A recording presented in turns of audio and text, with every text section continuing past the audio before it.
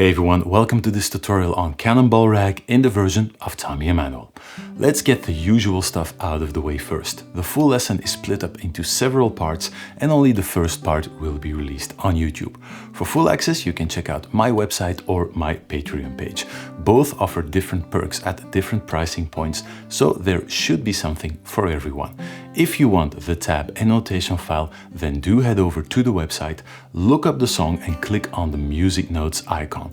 That way you'll get a 20% discount. No account or login is necessary to do this. So we recently took a close look at Doc's Guitar by Doc Watson, also in the version of Tommy Emmanuel. And it's almost logical to follow that up with Cannonball Rag, because Tommy often plays these two songs in a sort of medley. And once you take a look at both songs side by side, it's not hard to see the similarities. Just like Doc's Guitar, Cannonball Rag is already more than fast enough in the original version, despite being originally performed just like Doc's Guitar, using only the thumb and the index finger in the picking hand. The original clocks in at roughly 150 beats per minute, while Tommy goes for a mind-blowing 180 to 190 beats per minute. But what is also true for both songs is that they still sound great at a much lower tempo. As you will see, whenever Tommy goes for these mind-blowing tempos, he will not just play the original version, but he will streamline the song. He admits that he takes a lot of liberties with the original song, changing parts where he thinks it is necessary.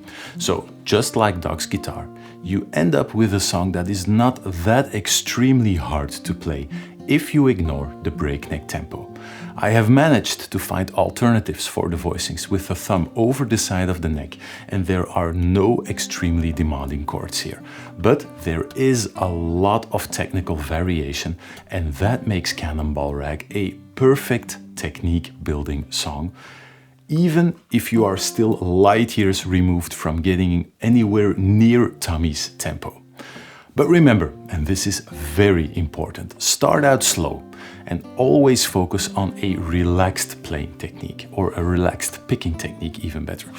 Not on speed or volume. So trying to muscle through a song like this is going to do you no good at all. On the contrary, it can seriously mess up your picking technique.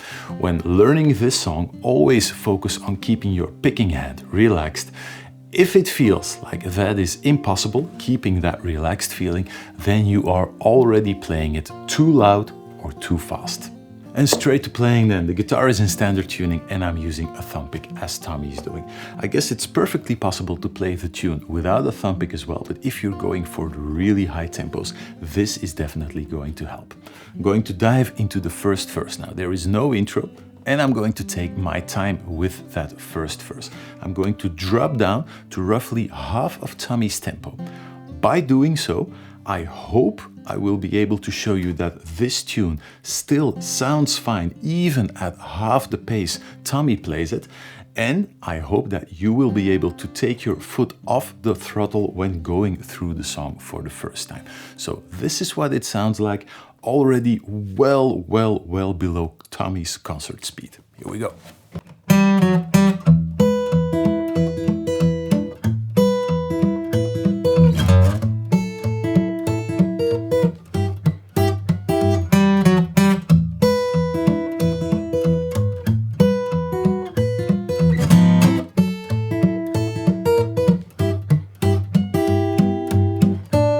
And straight into bridge. That's already the next section. So 4 chords, and it's basically 2 times the same thing. I'm starting out with the most basic version, and then in the repeat of the first 8 bars, I'm already adding a few light variations. Let's go over the chords first. You start with an E dominant chord. Open E string, middle finger 6th fret on the D string, ring finger 7th fret on the G string, index finger 5th fret on the B string, and pinky 7th fret on the high E string. That's the first chord, E dominant 7. Then we move to A dominant 9. Open A string, a bar across 4 strings from the D string to the high E string, adding the middle finger on the 6th fret on the G string and the pinky on the 7th fret on the high E string. Keep the ring finger open for now, you'll see why later on. Then we move to a D dominant 9 chord. Usually this would be the voicing. A small bar with the ring finger across 3 strings, G string, B string and E string. Index finger, on the 5th fret, so G string, B string, E string, bar chord on the 5th fret. Then the index finger on the 4th fret on the D string, and normally the voicing for a D dominant 9th voicing would be with the middle finger on the 5th fret on the A string. Now, I've only seen one version where Tommy starts like this and then alternates to the 5th fret on the low E string. In most other versions, he just goes straight for the low E string and plays that as the bass note. So always low E string, D string, low E string, D string. Just seems a little bit easier to play these up to those really high speeds. And then we're ending up on a G 6th chord, thumb over the side of the neck on the 3rd fret, ring finger 5th fret on the D string, middle finger 4th fret on the G string, pinky 5th fret on the B string, and index finger 3rd fret on the high E string. It's perfectly possible to play this with a bar as well, but that is going to complicate some slight melodic variations. But it is possible. Either you go for this with the thumb or with a full bar. The picking pattern, you start with a small upbeat middle finger 5th fret on the D string to the 4th fret and back to the 5th fret. If I count along, it sounds like this. 1, 2, 3, 4, 1. To the low E string. That low E string gives you the time to grab that first chord.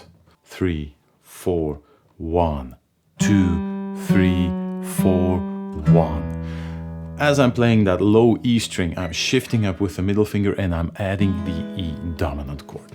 First bass note is just the low E string and then the D string together with the high E string. Usually in most of these chords we're just holding down the chord shape. There isn't going to be that much moving around yet. So E string, D string and high E string. 1, 2, 3, 4. So low E string, D string and high E string together, back to the low E string and then picking the B string before returning to the D string. 1, 2, 3, 4. Back to the low E string and you pick the high E string at the same time, this time. B string to the D string and back to the high E string. That's the second bar. So first bar, 1, 2, 3, 4. Second bar, 1, 2, 3, 4. Those 2 bars back to back.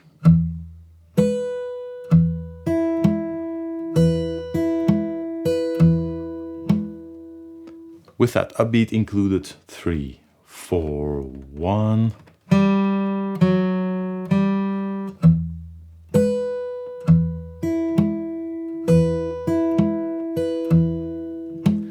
To the A chord, the A dominant 9 voicing, the melody picking pattern on top is the exact same thing.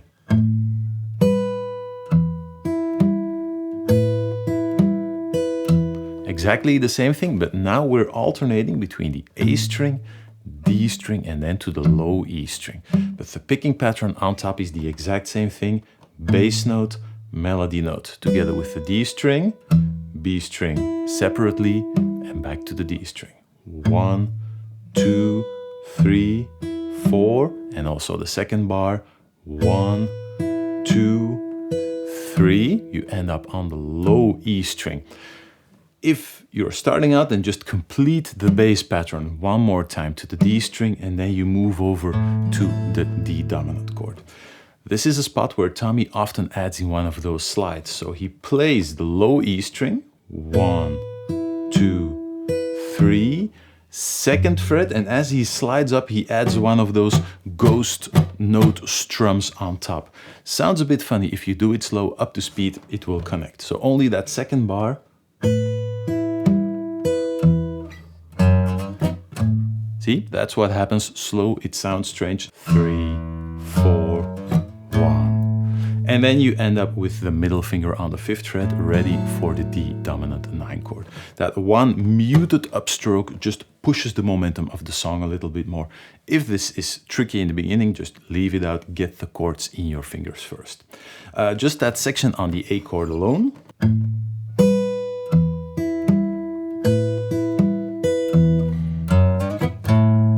Ending up on the 5th fret. Those first 4 bars back to back.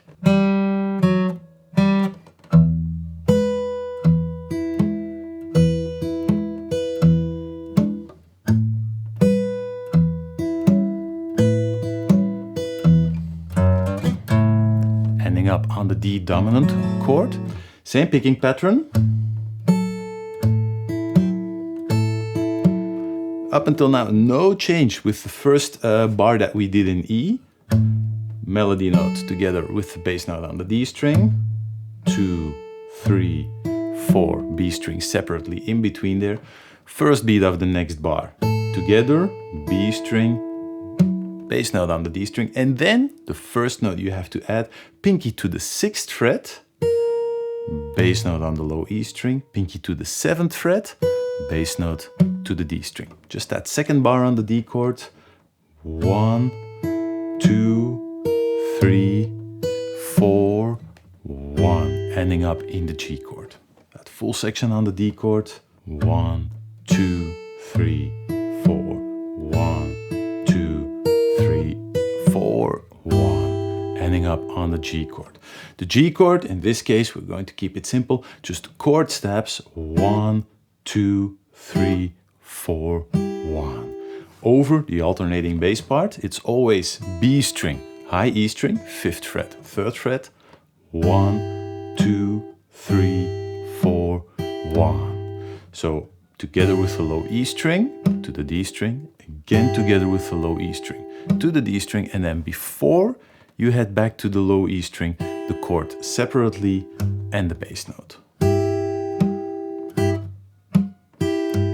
And then sometimes Tommy plays an open string moving into the next chord. Don't really focus on that yet, just play the melody and the chords cleanly. 1, 2, 3, 4, 1. The first chord is long, then you mute, and another long one. And then you head into the same pickup beat and you're already repeating the first 8 bars. Before we do that last 4 bars, one more time.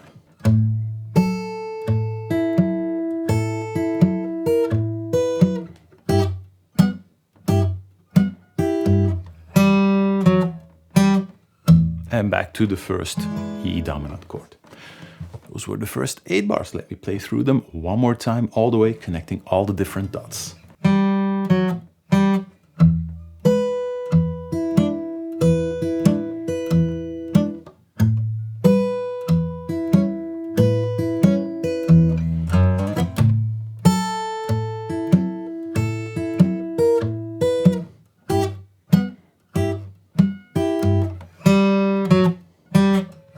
Back to the low E string, same chord. I'm going to add a few small variations, but not yet on the first chord. Same thing.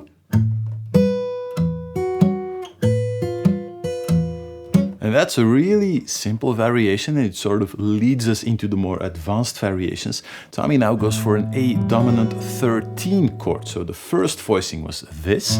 I told you then to keep the ring finger open. Now we're adding the ring finger to the 7th fret on the B string. This gives you A dominant 13. Same picking pattern. But now we have that 7th fret on the B string instead of the 5th fret. This is the 13 of the chord. 1, 2, 3, 4. And in the second bar, we're going to move down the ring finger to the 6th fret, giving you A dominant 9 with a raised 5th in there. Picking pattern, still the exact same thing.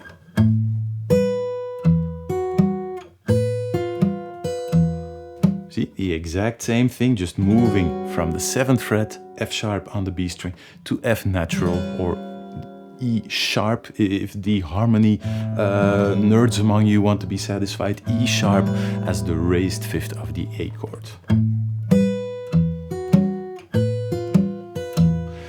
And now you can play the same slide going up, but Tommy also often just plays that dominant 9 voicing that you have to play on the 5th fret, just down 1 fret, and moves it up to end up in the D chord. And then you get this.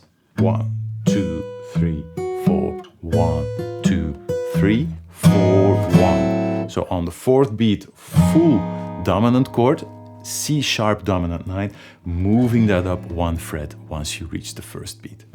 And those were the first 4 bars of the repeat of the verse. Let me go through them once more.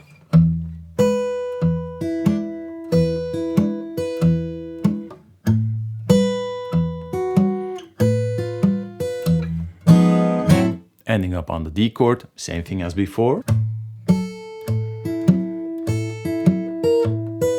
Same thing, no changes on the D chord, then to the G chord. And a really simple variation, we're grabbing the same chord on the 1st beat, 1, 2, 3, and now you pull off to the open E string. If you're playing this chord with the bar, then you have to pick that open E note on the 5th fret of the B string. 1, 2, 3, 4, 1. So you have that note on the 5th fret on the B string as well, but this is one of those streamlined parts that will allow Tommy to play it at a much higher speed. So if you're aiming for the high tempo and you can manage the thumb over the side of the neck, go for the pull-off. 1, 2, 3, 4, 1, 2, 3, 4. With the bar, 1, 2, 3, 4, 1, 2, 3, 4. The second part, I'm now just moving through the bass part. Tommy oftentimes plays another arpeggiated note, just an open string or some part of that G chord, but that is different each and every time. Might sound something like this.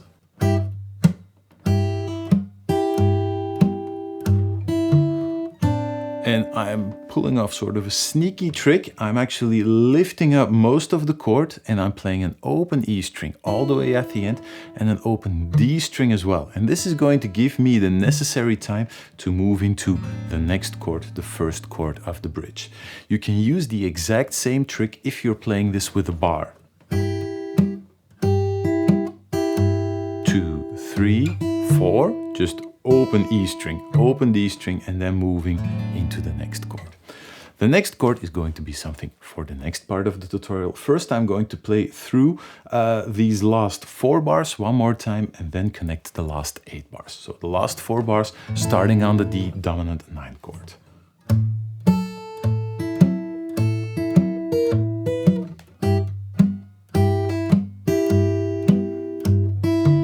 Now I'm doing that last change, I'm making it really obvious that I'm letting go of everything. You're not supposed to do that, so you're supposed to use those open strings to get to the next chord. The last 8 bars all the way through.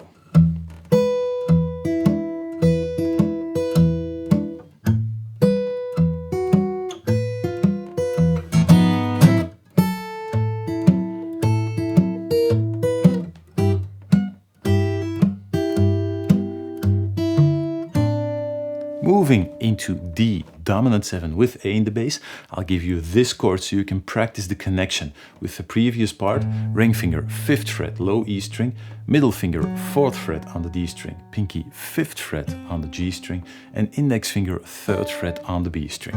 You are going to need an open E string on top as well. That is the 1st chord of the bridge, and that is the 1st chord of the next part of the tutorial.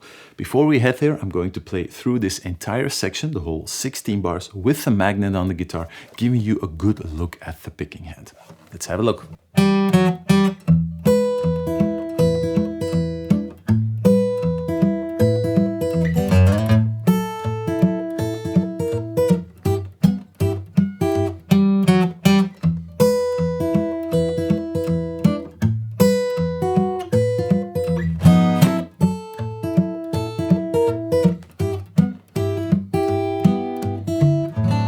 And ending up in the bridge. The bridge is going to be a completely different section. all new chord voicings compared to the verse. But this is already a section you have done, and you'll see that Tommy mostly repeats the verse section throughout the rest of the tune. I have a few more variations to show you in this part, but that is going to happen in part 2 of the tutorial. I'll see you there.